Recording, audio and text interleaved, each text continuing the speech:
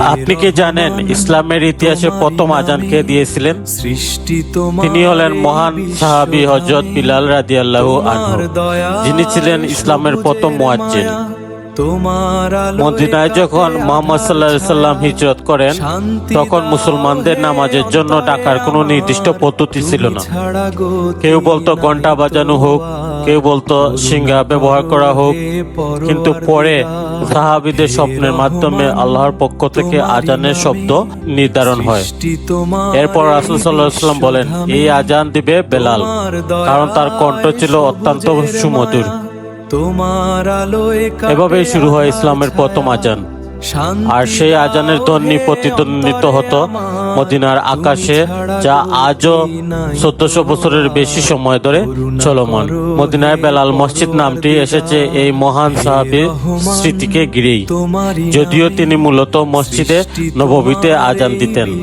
তার নাম ইতিহাসে অমর হয়ে আছে একজন সাহাবী ও ইমানদার মুয়াজ্জিন হিসেবে।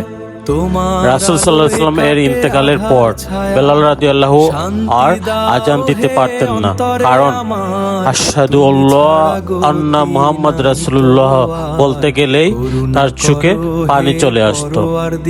একবার যখন তিনি আবার আজান দেন, পুরো মদিনা কেঁদে ওঠে।